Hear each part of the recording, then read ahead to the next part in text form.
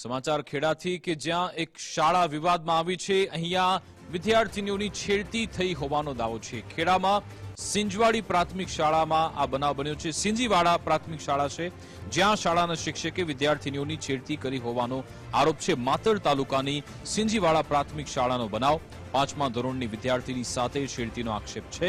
શિક્ષકે અન્ય વિદ્યાર્થીનીને બચકા પણ ભર્યા હોવાનો આક્ષેપ। ગ્રામજનોએ શાળામાં ભેગા થઈને હોબાળો કર્યો હતો। હાલ શિક્ષકની નજર કેદ કરવામાં આવ્યો હોવાનો દાવો છે।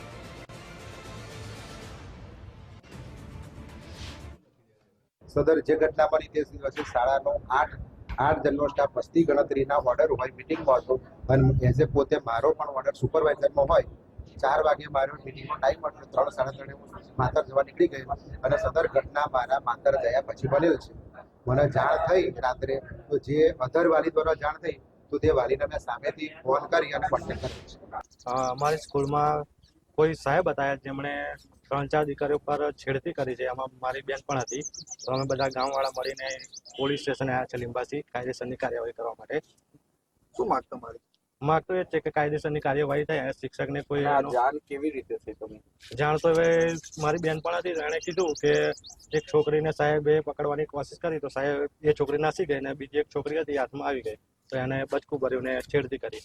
તેને 5મા ધોરણમાં 30 તારીખે સ્કૂલમાં સાંજના 4 વાગે સાહેબે છેડછાડી કરી હતી અને બચકા ભર્યા હતા એવું કંઈક હતું।